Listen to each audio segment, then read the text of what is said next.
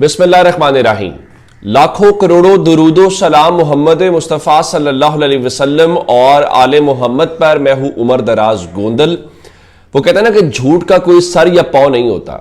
अब जस्टिस तारिक जहांगीरी के खिलाफ इतना बड़ा केस बना लिया गया, 3 दिन के अंदर अंदर जो डिग्री है वो मनसूख कर दी गई। एक मुहिब्बे वतन शहरी सामने आता है और उसको भी अचानक पता चलता है कि जनाब उसके जराए ये बता रहे हैं कि फलां जज साहब जो है ना उनकी डिग्री ठीक नहीं है। उसके बाद सिंध हाई कोर्ट से मामला होता है, सिंध हाई कोर्ट भी उनके खिलाफ वो हुक्म इम्तना खारिज कर देती है। लेकिन ज़ाहिर है जब ये चीज़ें होंगी तो फिर सवाल तो बहुत ज़्यादा होंगे और जब ये सवाल होंगे फिर उन सवालों के जो जवाबात हैं वो भी देने पड़ेंगे। अब उन्होंने इस फैसले को चैलेंज किया था तो आज सिंध हाई कोर्ट के अंदर एक बड़ी इंपॉर्टेंट बातें हुई और वहां पे अदालत ने खुद जस्टिस इकबाल कलहोड़ो ने कहा हो सकता है कि जाती मफाद की वजह से जस्टिस तारिक जहांगीरी के खिलाफ कार्रवाई की गई हो। अब उसमें एक उन्होंने अहम काम यह किया कि ये जो मुहिब्बे वतन शहरी हैं इरफान मजहर, जिन्होंने ये दरखास्त दी थी जिसकी बुनियाद के ऊपर कराची यूनिवर्सिटी ने सब कुछ किया, अब कराची यूनिवर्सिटी उसमें फंसती हुई दिखाई दे रही है। खैर, उस शहरी को तलब करते हुए अदालत ने कहा कि 30-35 साल के बाद अगर कोई दरखास्त देता है तो मुतासरा फर्द को बुलाना चाहिए ना। फरीकैन को सुने बगैर अदालती फैसले की अहमियत नहीं होती। एक्स पार्टी जजमेंट यानी जो यकतरफा फैसला है उसको अच्छी जजमेंट नहीं समझा जाता। आज कराची यूनिवर्सिटी जिसने महज 3 दिन के अंदर यह सारा काम किया था, आज वही सिंध हाई कोर्ट में जब मामला आया तो मोहलत मांगती रही और इवन शायद हुसैन साहब जो कोर्ट रिपोर्टर हैं उनके मुताबिक कराची यूनिवर्सिटी का जो रजिस्ट्रार आज जब आया तो उनको मालूम ही नहीं था कि जज साहब के सवाल का जवाब क्या देना है। तो उनके पीछे एक शख्स खड़ा था जो पर्ची पे उनको चीजें दे रहा था, उस हवाले से वो जवाब दे रहे थे।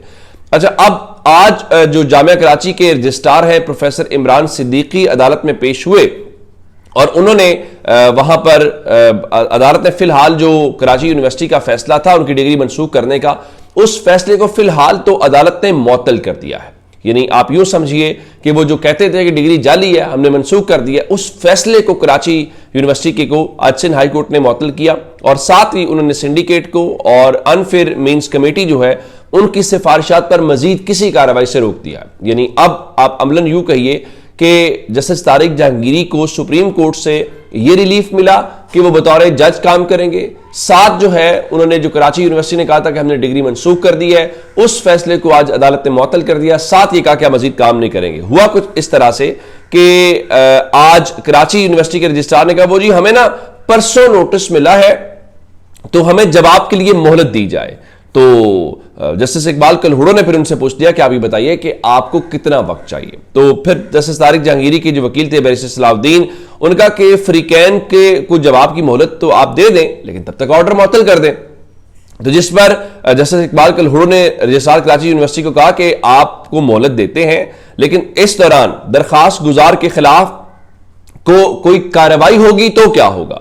अगर बाद में ऑर्डर वापस हो गया तो दरखास्त गुजार जज को पहुंचने वाले नुकसान का अजाला कैसे होगा, उसका जिम्मेदार कौन होगा। उनका यहां एक बंदे की जो जिंदगी भर की कमाई है वो दांव पर लगी हुई है और क्या डिग्री के मामले पर जो मुतासरा फरीक है उसको नोटिस दिया गया था।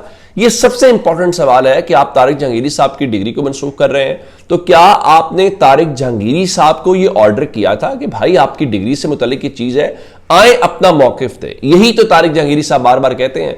उन्होंने सिंध हाई कोर्ट में भी कहा कि मुझे फरीक तो बनाए, मेरी बात तो सुने। उन्होंने आज अदालत ने भी बहरहाल ये सवाल किया तो उस पर रजिस्ट्रार ने लाइल्मी का इजहार किया। जिस बंदे की डिग्री के ऊपर आपको शक है, जिस बंदे की डिग्री को आप कैंसिल कर रहे हैं, उसके मुतालिक आपको पता ही नहीं है। तो जनाब ने फरमाया कि मेरी पोस्टिंग नई है तो मुझे इसका इल्म नहीं है। तो इकबाल कलहोड़ो साहब ने कहा कि अगर आप अदालत आए हैं तो आपको जवाब तो देना पड़ेगा।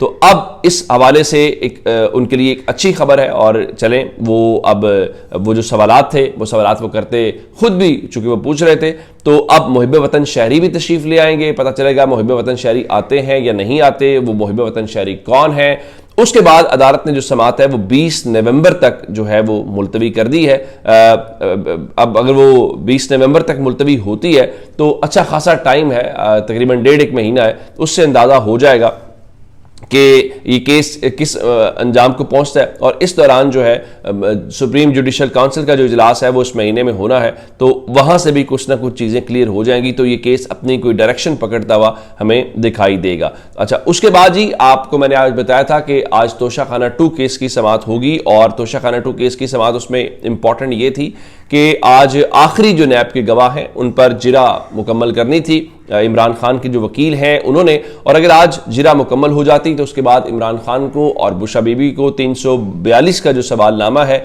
वो दिया जाना था, उसके बाद हतमी दलाइल होने थे, तो ये फैसला महफूज होना था। तो इसका मतलब ये था कि कोई लंबा चौड़ा सिलसिला आज नहीं था, लेकिन इस दौरान हुआ क्या कि बगैर किसी कार्रवाई की जो समाअत है वो 6 अक्टूबर तक मुलतवी कर दी गई है, यानी अगले 3 दिन के बाद समाअत होगी। और आज जो समाअत है वो उसकी वजह ये बताई गई है कि जो इमरान खान के वकील हैं हुसैन फैसल मुफ्ती, वो आज दस्तयाब नहीं थे, तो उनकी अदम दस्तयाबी की वजह से समाअत मुलतवी कर दी गई है।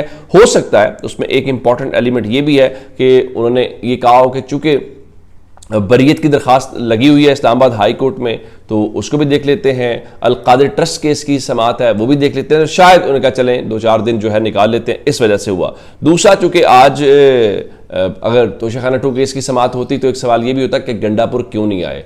गंडापुर के हवाले से पहले बताया गया जी वो ना इसलिए नहीं आए थे कि उन्होंने काबीना के इजलास की सदारत करनी थी। तो अब लेकिन जो इस वक्त सहाफ़ी हैं वो भी ऐसी बातें कर रहे हैं, तो क्या तहरीक इंसाफ के कारकुनान को पता नहीं होगा? जैसे नजम सेठी जो है वो रात को अपने शो में कह रहे थे कि अब अली अमीन गंडापुर इमरान खान को जल्दी नहीं मिलेंगे। अगर उनका ख्याल है, जिस तरह उनको पता चला कि इमरान खान ने ऑर्डर किया है, उनका जी इमरान खान इस वक्त नहीं चाहते कि उनको निकाल दिया जाए, क्योंकि वो भी तैयार नहीं है कि उनको हटाकर उनकी जगह कौन आए। यानी इमरान खान शायद गंडापुर को उनका ख्याल ये है कि भी नहीं हटाना चाहते। ज़ाहिर है इमरान खान जेल के अंदर हैं, अगर वो कैसी सूरत होगी, कोई बगावत भी MPS कर सकते हैं, फिर पावरफुल क्वार्टर्स इससे इंतज़ार में होंगे कोई ऐसा मामला आए और वो तहरीक इंसाफ के अंदर कोई फॉरवर्ड ब्लॉक बनाए या कोई ऐसी चीज़ें हों, वो डरा धमका के भी हो सकता है, वो कोई लालच दे के भी हो सकता है।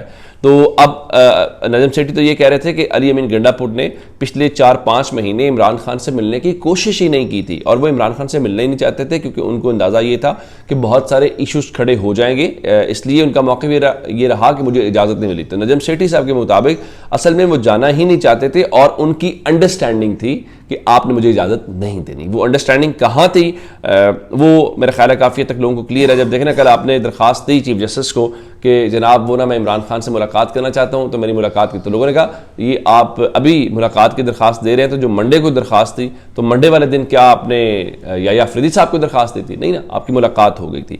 दूसरा जी, आप एक और इंपॉर्टेंट मामला तहरीक इंसाफ के अंदर चूँकि बात हुई ग्रुपिंग की, तो उस हवाले से जो शिबली फराज और उमर अयूब के हवाले से एक उनको मिला हुआ था हुक्म इम्तना पेशावर हाई कोर्ट से, उसने खारिज कर दिया, जिसके बाद उन सीटों के ऊपर अब इलेक्शन होना है। तो जो सेनेट की सीट है उसके ऊपर 30 अक्टूबर को इलेक्शन होगा, शेड्यूल जारी हो चुका है, 2 तारीख कल का हो गया था, और 9 अक्टूबर जो है उसकी तारीख मुकर्रर की गई है कागजात नामजदगी जमा करवाने की। तो चूँकि यहाँ पर बात ये हुई थी कि इमरान खान ने कहा था जो खुर्रम ज़ीशान है वो उनके उम्मीदवार होंगे इस सीट के ऊपर, लेकिन PTI ने चूँकि इरफान सलीम के हवाले से भी कह रखा था कि उनको भी टिकट मिलना है, तो फिर सवालात होना शुरू हो गया कि इरफान सलीम आएंगे, खुर्रम ज़ीशान आएंगे, क्या एक बार फिर फटा पड़ जाएगा? लेकिन आज इरफान सलीम ने एक ट्वीट करके इस सारी बहस को ख़त्म कर दिया। उनका पाकिस्तान तहरीक इंसाफ खैबर पख्तूनख्वा की सूबाई तंजीम और फिर चेयरमैन पाकिस्तान तहरीक इंसाफ इमरान खान का इंतखाब ही मेरा इंतखाब है, खुर्रम ज़ीशान हमारा उम्मीदवार बराए सेनेट। तो उन्होंने कहा मैं इस दौड़ में नहीं हूँ, जो तहरीक इंसाफ खैबर पख्तूनख्वा का फैसला है और जो इमरान खान का फैसला है वही मेरा फैसला है, और वो फैसला ये है कि इमरान खान ने खुर्रम ज़ीशान को कहा तो खुर्रम ज़ीशान ही हमारा उम्मीदवार है। तो इरफान सलीम दौड़ से बाहर हो गए हैं। तो ये अब तक की अपडेट्स हैं, अपना बहुत सारा ख्याल रखिएगा। खुदा हाफिज़।